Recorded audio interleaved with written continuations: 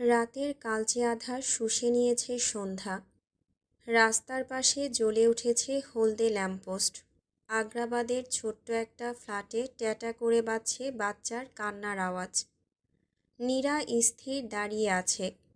মন মেজাজ চূড়ান্ত খারাপ। ফ্লোরের মাঝামাঝি ছড়িয়ে ছিটিয়ে আছে কাপের ভাঙা টুকরো আর দুধ।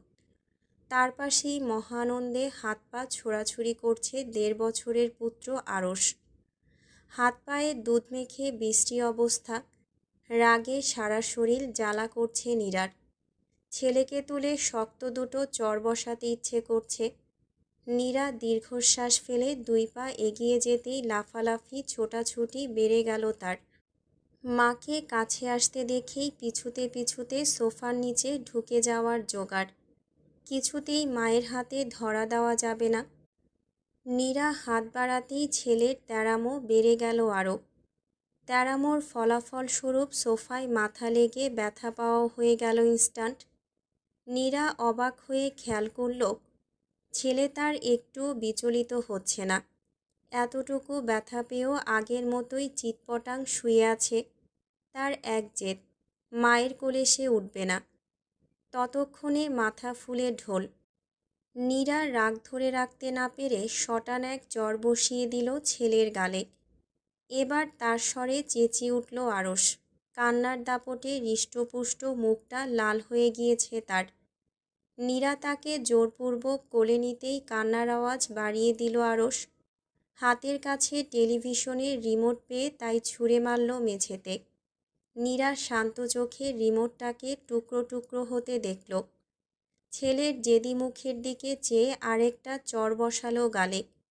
ছেলেটা ঠিক বাবার মতো হয়েছে। গায়ের রং থেকে শুরু করে রাগ জেদ সব কিছুতেই অন্তুর দুর্দান্ত নকল। এতটুকুন বয়সেই রাগ হলে মাথা ঠিক থাকে না তার। হাতের কাছে যা পায় ছুঁড়ে ফেলে। ফ্লোরে গড়াগড়ির সাথে ভয়াবহ কান্না। বাবার মতো এক হিসেব, চাই মানে চাই। নিষেধ করলেই মাথা নষ্ট। অন্তু ফিরল রাত 10টায়। ছেলে এখনও কাঁদছে। কান্নার দাপটে চোখ মুখ খিচে নিঃশ্বাস বন্ধ হয়ে আসছে। ছেলের এমন অবস্থায় আতঙ্কিত নীরাও ফুঁপিয়ে উঠছে বারবার। বাসায় ফিরে বউ বাচ্চারই অবস্থা দেখে বিস্মিত হলো না অন্তু। সপ্তাহে অন্তত 2-1 বার ছেলের এই জেদের মুখোমুখি হতে হয় তাকে। অন্তু অফিস ব্যাগটা রেখে ছেলের সামনে যেতেই 2 হাত বাড়িয়ে দিল আরশ। দীর্ঘ সময়ের কান্নাকাটিতে ঘেমে নিয়ে ক্লান্ত হয়ে পড়েছে বেচারা। ঘন ঘন হেঁচকি ওঠায় নিঃশ্বাস নিতে পারছে না। অন্তু ছেলেকে 2 হাতে বুকে চেপে ধরতেই ধীরে ধীরে নেতিয়ে পড়ল আরশ। ছোট্ট ছোট্ট হাত দুটো দিয়ে বাবার গলা জড়িয়ে ধরে চুপ হয়ে গেল। বাইরের পোশাক পরেই ছেলেকে নিয়ে এদিক ওদিক হাঁটাহাঁটি করল অন্তু। ক্লান্ত ছেলে ঘুমিয়ে পড়তেই ভয়াবহ রাগ প্রকাশ পেল তার। আরশের কোমল গালে আঙুলের ছাপ দেখে নীরার দিকে অগ্নিদৃষ্টিতে তাকালো। একটা থাপ্পড় দিয়ে চাপার দাঁত ফেলে দেব। তুই আবার ওকে মেরেছিস। কথায় কথায় গায়ে হাত তোলার স্বভাব এখনও যায়নি। একটু জেদ ধরলেই মারতে হবে। এই, তুই ব্যাগ গোছা। তোকে আজকেই বাপের বাড়ি দিয়ে আসবো। আমার ছেলের আশেপাশে থাকার দরকার তোর নেই। এতটুকু বাচ্চাকে কেউ মারে? ইচ্ছে তো করছে। নীরা তখনও ফুঁপিয়ে ফুঁপিয়ে কাঁদছে। ঘুমন্ত ছেলের মুখের দিকে চেয়ে দুনিয়া ভেঙে কান্না আসছে তার। ছেলেটা সন্ধ্যা থেকে কিচ্ছু খায়নি। একটু সহ্য করে নিলেই পারত। কি দরকার ছিল গায়ে হাত তোলার? অন্তুর রাগারাগি এখনও চলছে। ঘুমানোর আগ পর্যন্ত চলবে। নীরা এবার ফুঁসে উঠে বলল, আমাকে বকার মানে কি? ছেলের বাবার জন্যই ছেলের আজ এই দশা। রক্ত তোই একই। অন্তু আকাশসম বিস্ময় নিয়ে বলল, এখন আমার দোষ? ছেলেকে ধরে ইচ্ছে মতো পিটাও তুমি, আর দোষের বেলায় আমি। তা নয় তো কি? 1.5 বছরের বাচ্চা আমার, এখন অবধি কথা ফোটেনি মুখে, অথচ বাবার মতো তেজ। সন্ধ্যা থেকে জেদ ধরেছে, চা খাবে। ঠান্ডা হলে চলবে না, গরম চা দিতে হবে। আমি কাপে করে কুসুম গরম দুধ দিলাম। তেজের চোটে সেই কাপ উল্টে কাপ ভাঙল, দুধটুকু নষ্ট করল, রিমোট ভাঙল। এসব কার স্বভাব? অন্তু জবাব দিল না। ছেলের স্বভাব চরিত্র আসলেই তার মতো হয়েছে, কিন্তু তাতে তো অন্তুর কোনো দোষ থাকার কথা না। অন্তু নিশ্চয়ই ছেলেকে তার মতো হতে বলেনি। পুরো ব্যাপারটা ঘটেছে জেনেটিক্যালি। জেনেটিক বিষয়াশয়ে অন্তুকে টানার মানে কি? অন্তু কয়েক সেকেন্ড চুপ থেকে বলল, ছেলে আমার মতো হয়েছে বলেই মারতে হবে? স্বৈরাচারী মহিলা। একটা কাপ ভেঙেছে তো কি হয়েছে? আমার কি কাপ কেনার টাকা নেই? কাল আমি ছেলেকে 1 ডজন কাপ এনে দেব, সে যত ইচ্ছে ভাঙবে। আরাম করে বসে বাপের টাকায় কেনা কাপ ভাঙবে। ছেলের গায়ে হাত তুলবি না খবরদার। নীরা স্থির চোখে চেয়ে রইল, কোনোরূপ প্রত্যুত্তর করল না। কথার পিঠে কথা বলতে গেলেই রেগে যাবে অন্তু। তারপর আবারও সেই একই কাহিনী, একই গল্প। নীরাকে চুপচাপ বেরিয়ে যেতে দেখে ভ্রু কুঁচকালো অন্তু। গলাটা খানিক উঁচিয়ে বলল, আশ্চর্য, কথা বলছিস না কেন? আমাকে মানুষ বলে মনে হয় না? নীরা উত্তর দিল না। অন্তু ফ্রেশ হয়ে খাবার খাওয়া পর্যন্ত কোনোরূপ কথা বলল না নীরা। খাওয়া শেষে টেলিভিশন অন করতে গিয়েই বিপদে পড়ে গেল অন্তু। ছেলের রিমোট ভেঙে ফেলেছে, টেলিভিশন অন করা যাচ্ছে না। অন্তুর মেজাজ খারাপ লাগছে। বাসায় এত এত জিনিস থাকতে দেখে দেখে টেলিভিশনের রিমোটটাই ভাঙতে হলো কেন? মায়ের মতোই ষড়যন্ত্রকারী। রাত 12টার দিকে ভিডিও কলে এলো অয়ন। অন্তু যার পণ্ডায় বিরক্ত হয়ে বলল, তোর কি আক্কেল জ্ঞান নাই? এই মাঝরাতে কেউ ভিডিও কল দেয়? আর কয়েক মিনিট পরেই তো ঘুমিয়ে পড়তাম। অয়ন দাঁত বের করে হেসে বলল, আজকে ফুটবল ম্যাচ আছে না? ঘুমাবে কেন? নীরা আপু কই? আর আমাদের ছোট ওস্তাদ কোথায়? নীরা আপু মানে কি? নীরা তোর আপু হবে কেন? ওই একই হলো। ভাবি আরশ ওরা কই? অন্তু বালিশে ঠেস দিয়ে বসল। ঘুমন্ত ছেলের দিকে একবার চেয়ে বলল, ঘুমাচ্ছে আরশ। মায়ের হাতে বিশাল মাইর খেয়েছে আজ। তোর ভাবি রান্নাঘরে। আমার সাথে তার ঝগড়ার 2য় পর্ব চলছে। কথা টথা বন্ধ। অন্তুর কথার মাঝেই ঘরে এলো নীরা। কোনো রকম কথাবার্তা না বলে ড্রেসিং টেবিলের সামনে গিয়ে বসল।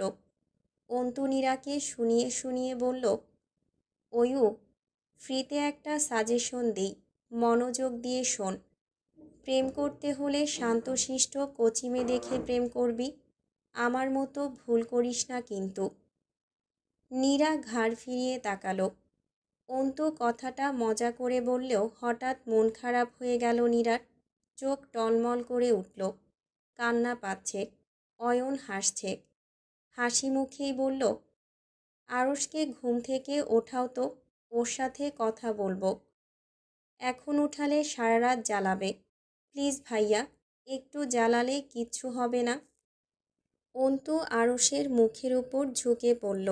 ছেলের ঘুম ঘন, ঘুমোলে জাগানো মুশকিল।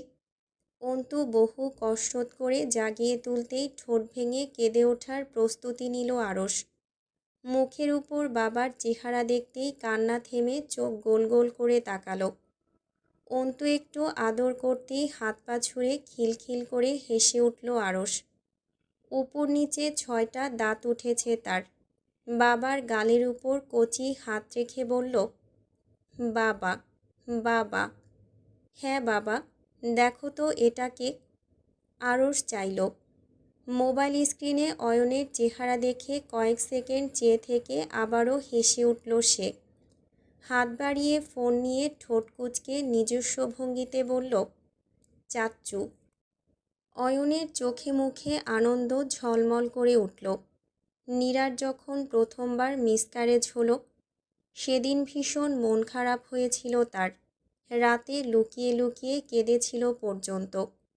বাচ্চাটার জন্য কত কিছু ভেবে রেখেছিল সে।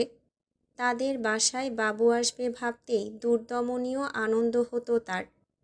এত মায়া এত আদর কাটিয়ে হঠাৎ শুনল বাচ্চাটা আর আসবে না। He is dead.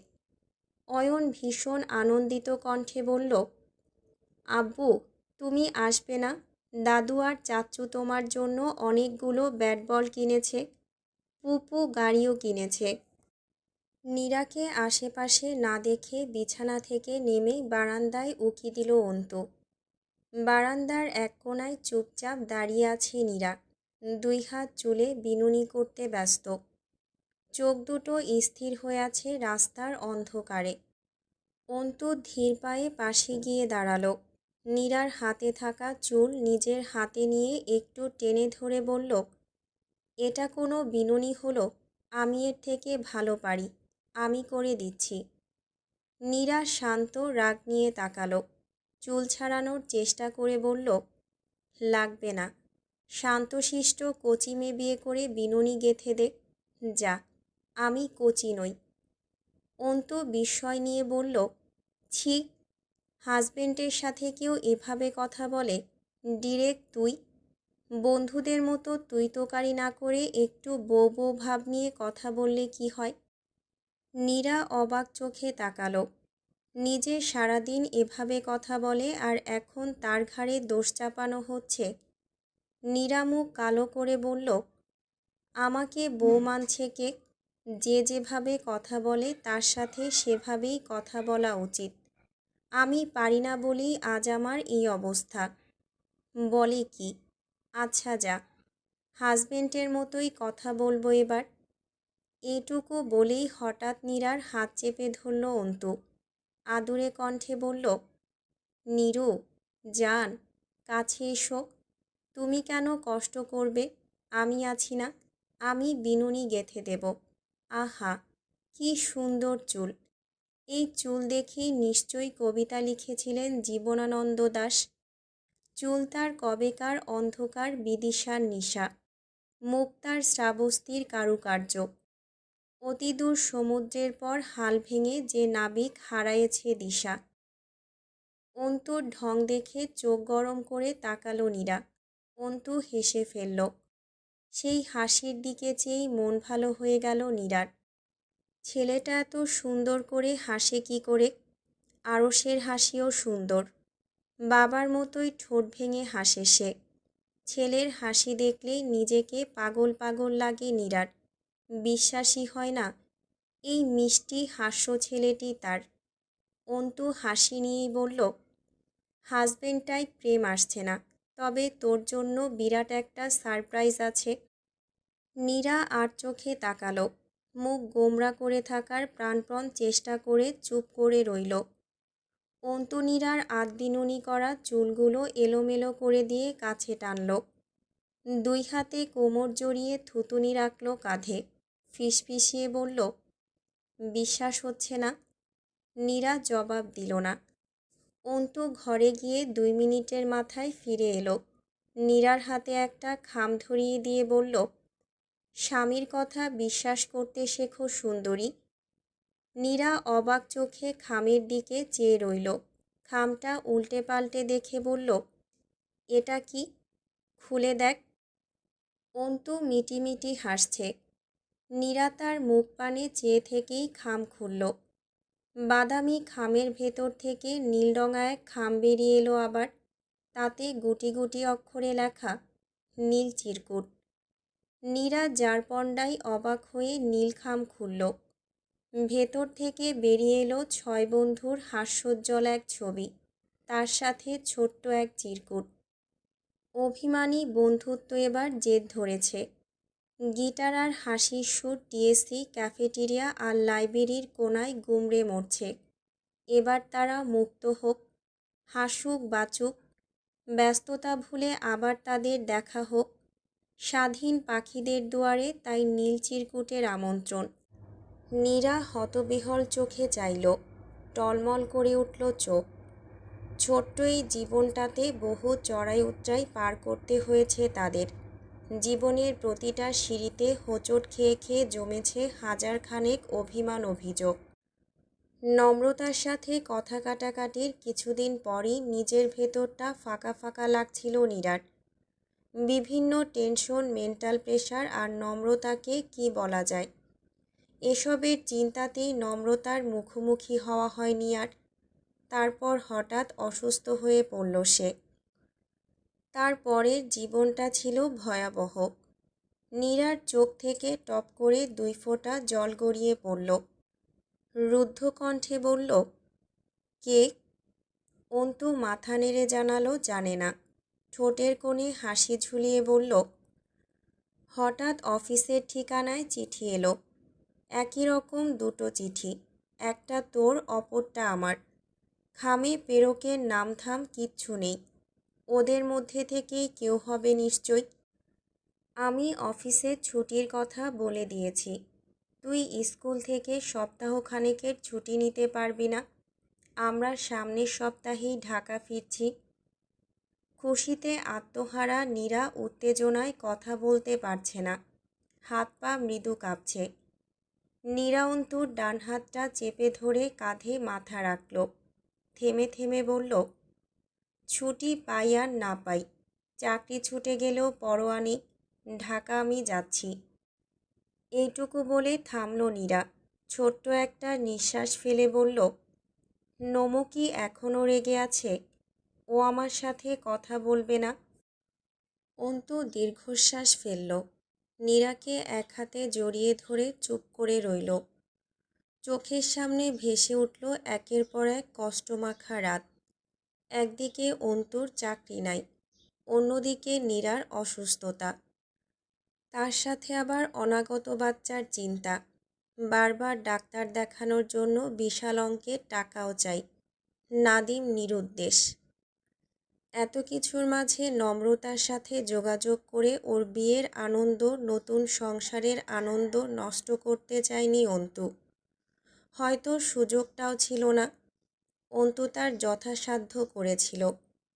নীরাও সুস্থ হয়ে উঠছিল ধীরে ধীরে। তারপর হঠাৎই একদম আচমকা মিসক্যারেজ হয়ে গেল নীরার। একদিকে বাচ্চা হারানোর কষ্ট, অন্যদিকে নীরার পাগলামো। নীরা মানসিকভাবে এতটা অসুস্থ হয়ে পড়ল যে অন্তু হঠাৎ কোনো দিশা খুঁজে পাচ্ছিল না। ভীষণ অন্ধকারে একলা পথিকের মতো অসহায় লাগছিল সব।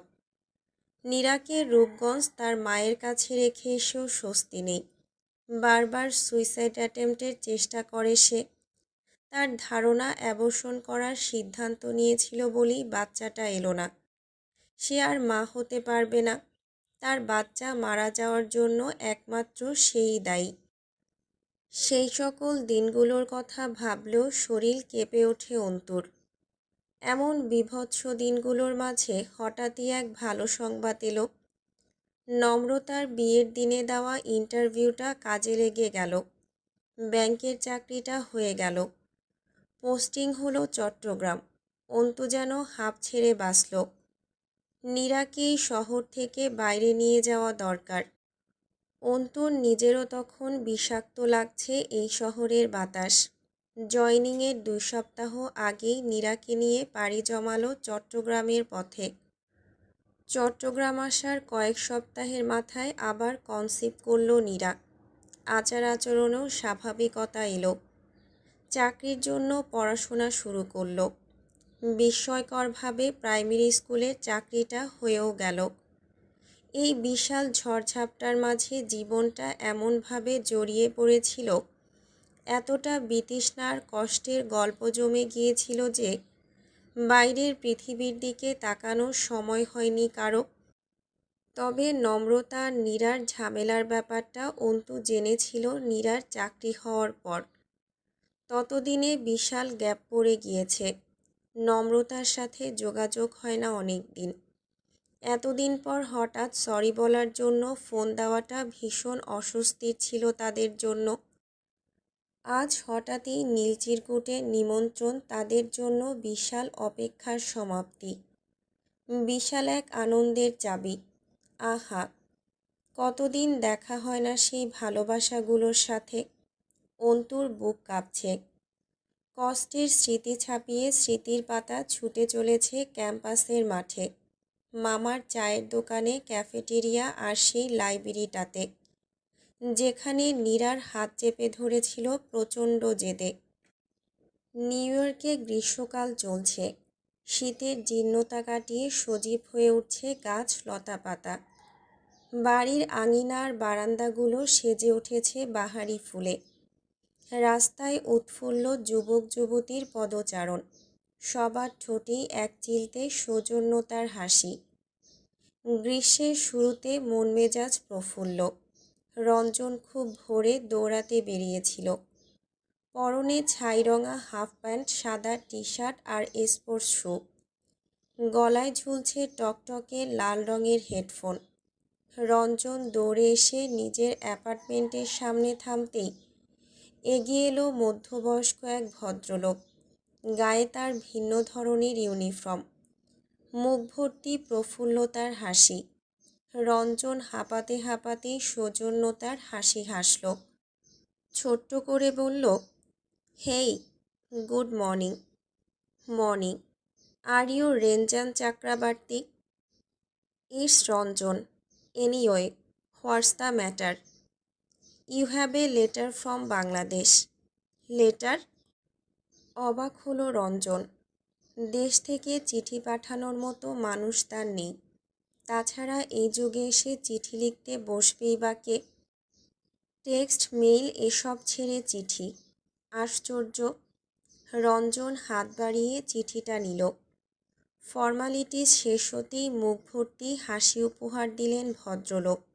উৎফুল্ল মনে বললেন, wow, what a beautiful day, enjoy yourself. Ranjan ঠোঁট টেনে হাসল। Yeah, it's really beautiful, have fun. Gate পেরিয়ে ঘরে ঢুকতে ঢুকতে চিঠিটা উল্টে পাল্টে দেখল রঞ্জন। রেজিস্ট্রি করা চিঠি। প্রেরকের নাম ঠিকানা বৃত্তান্ত নেই। রঞ্জন কাউচে বসে খাম খুলল। ভেতর থেকে বেরিয়ে এলো আরও একটা নীল রঙা খাম। তাতে গুটি গুটি অক্ষরে লেখা, নীল চিরকুট। রঞ্জনের বিস্ময় যেন আকাশ ছুঁল। নীল চিরকুট মানে কি? কেউ এত দূর থেকে চিঠি পাঠিয়ে ফাজলামো নিশ্চয় করবে না। রঞ্জন কৌতূহল নিয়ে খাম খুলল।